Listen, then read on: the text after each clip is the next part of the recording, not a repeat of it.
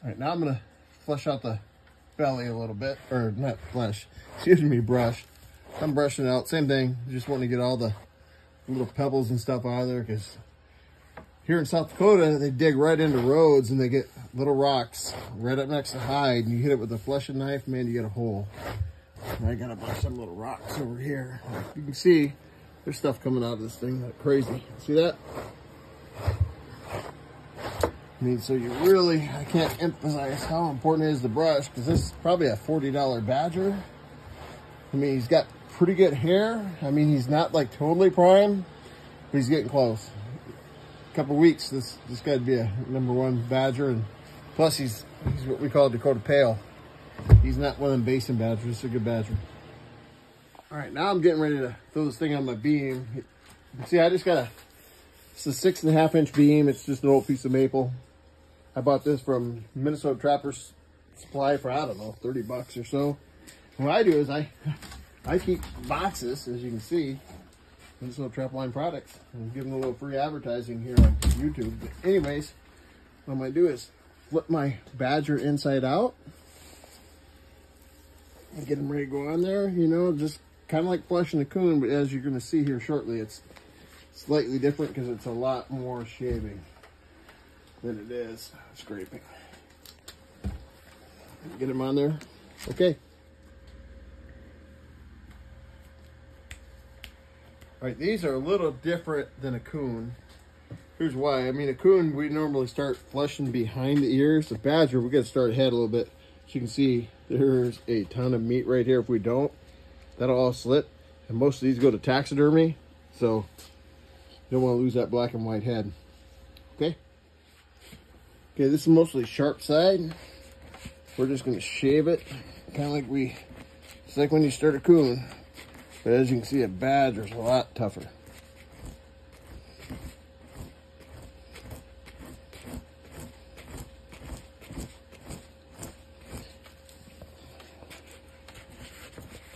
And now I just sharpened it. This is a good knife. This is a Weeby Elite. Mark Steck. He sells some good stuff down there. And where he's at in the southeastern part of South Dakota. I mean, I love his knives. Okay, here's what I got going on now. I've done part of it already. That was all sharp side. Same thing here. I'm doing nothing but sharp side. You gotta be really careful around the ears, because you gotta start a Badger a little bit higher than you do a coon. If you hear me cuss a little bit, it means because I sliced it. But good thing is about a Badger, used to be you sold them skin side out. Not anymore, you sell them fur side out. So if I do make a screw up, I can go in there and sew it. Okay. This thing, I mean, the thing with a Badger, it's just like a coyote. You got to turn it, but man, they flesh probably about as hard as any animal out there. I mean, I've fleshed 1,000 beaver or better. I don't know how many coyotes I fleshed in my life. A couple thousand.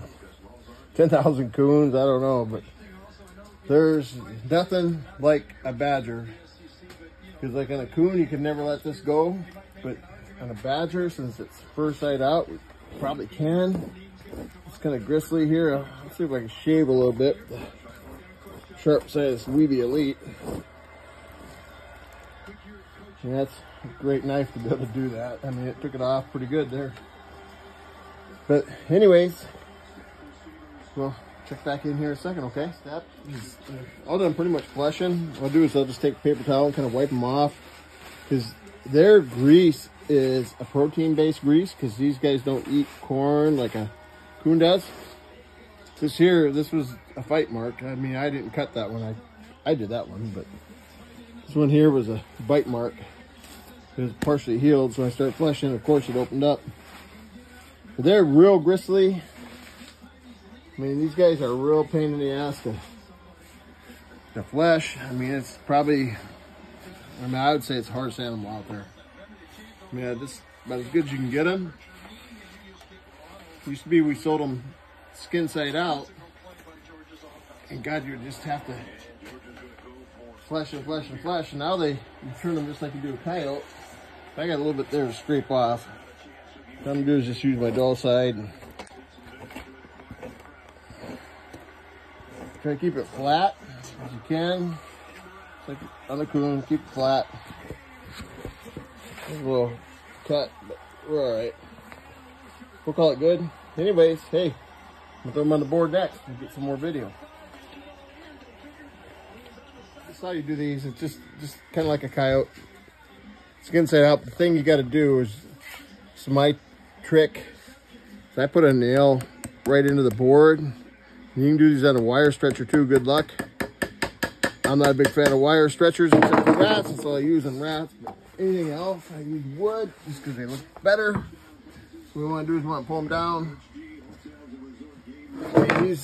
This is like a, if this was a coon, this would be like a 6X coon, but a little bit smaller. Okay. Great. Okay, we got them flipped over here now. We're just gonna pin them.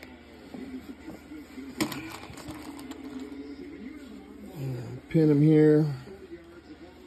You don't put much of a buyer's window in a Badger just because they can tell everything they need, because we're gonna turn this guy, so we don't need a buyer's window. And I'm going to do a shout out to the wife here, checking out my awesome wood burning technique here. Oh yeah, that's my wife's. I'm gonna cut this off. Hopefully it's nice sharp. Get rid of that little bit of belly stuff.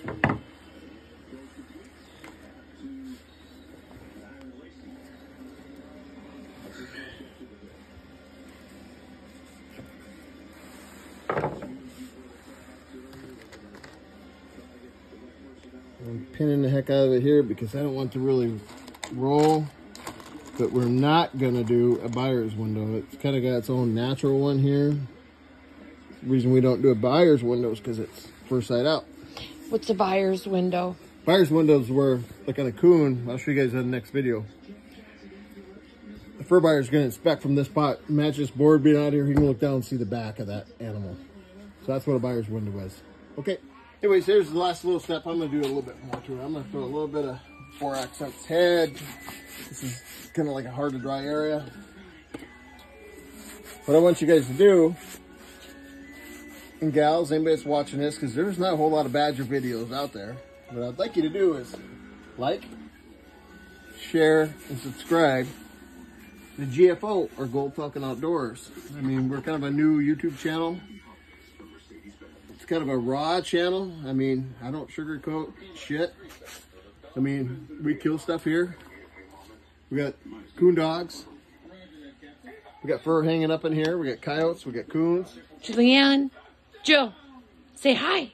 She's busy. There's Tough. There's Tough. That's a mountain cur from Missouri. Oh, he's handsome. Ozark Mountain Curs, where he came from. Great place to buy a dog, anybody. But anyways, hey, we love y'all. Stay free, stay American, and stay airborne.